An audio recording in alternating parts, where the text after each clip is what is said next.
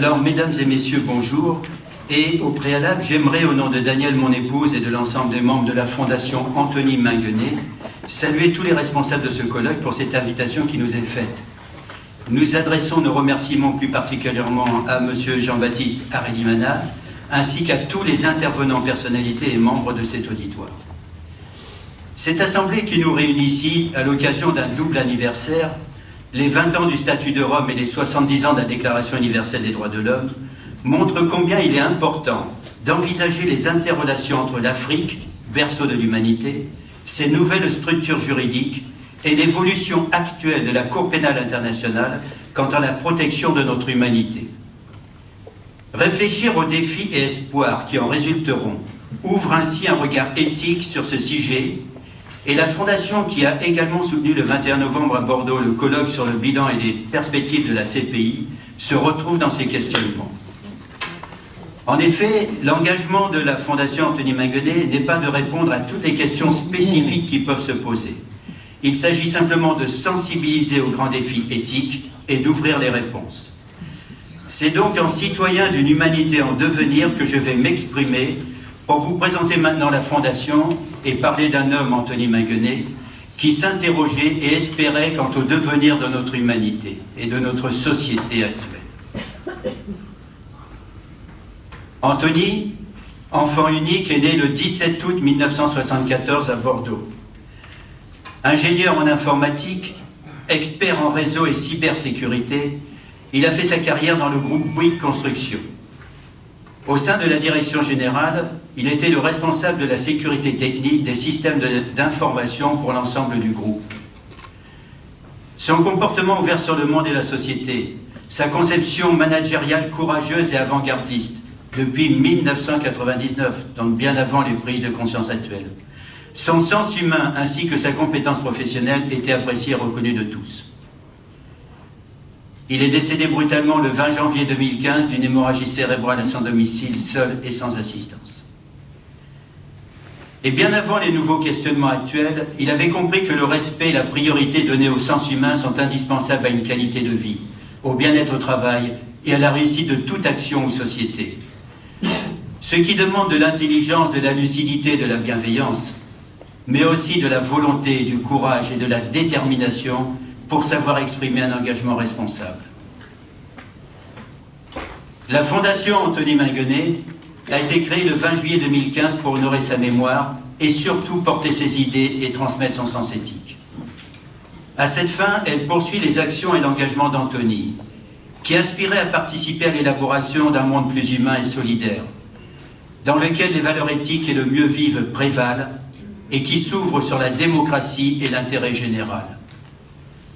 Ainsi, la Fondation Anthony Minguenet, reconnue d'utilité publique et placée sous l'égide de la Fondation de France, est à vocation universelle et n'est donc rattachée à aucune structure politique, religieuse ou philosophique. Elle a pour objet officiel de promouvoir une conscience éthique responsable, prospective, innovante et créatrice, garante des valeurs humaines, aussi bien individuelles que professionnelles et sociétales. Véritable challenge d'intérêt général, elle souhaite soutenir et encourager l'application de cette prise de conscience éthique dans l'enseignement supérieur, la recherche et l'entrepreneuriat, ceci est résumé sur cette diapositive, avec comme dénominateur commun de toujours préserver les droits de l'homme.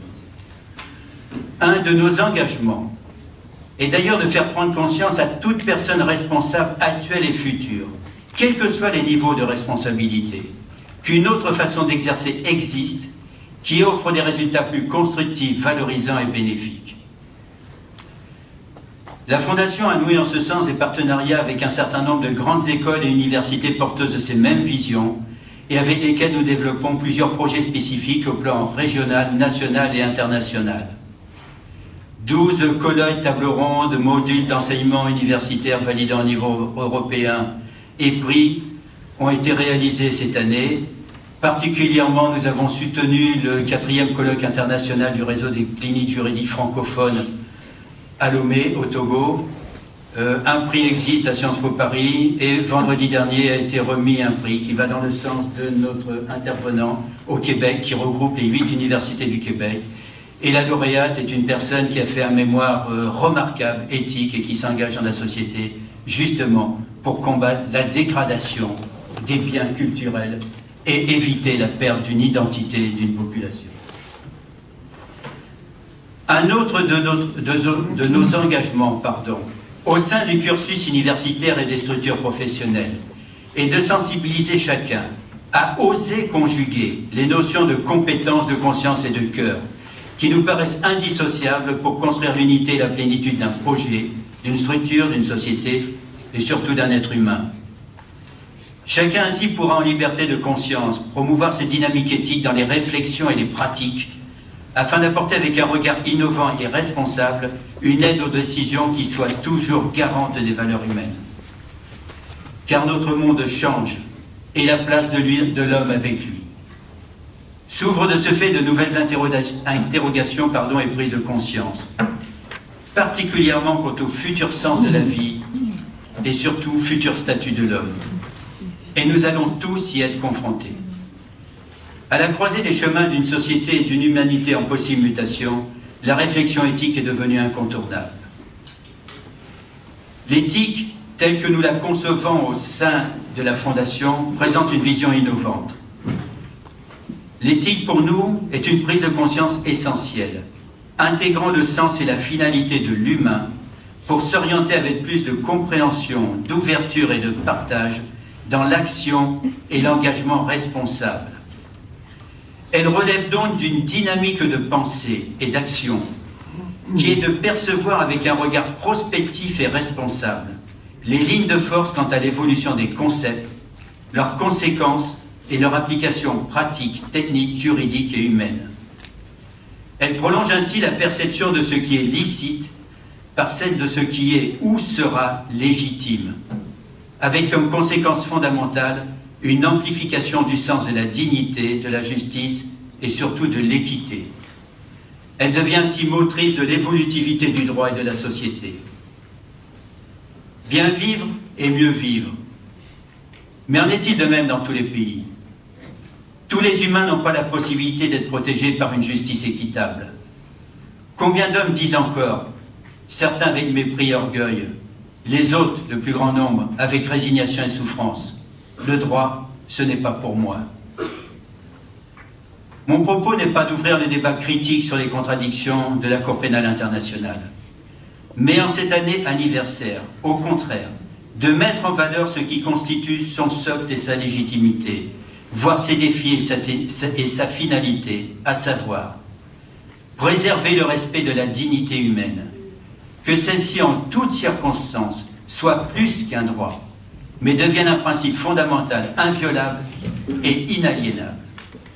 Créer une dynamique, et pour citer la Société québécoise de droit international avec laquelle nous sommes partenaires, une dynamique propre à l'interprétation des droits de l'homme, qui permette de renforcer la définition des crimes contre l'humanité, la reconnaissance du droit des victimes et les règles d'un procès équitable.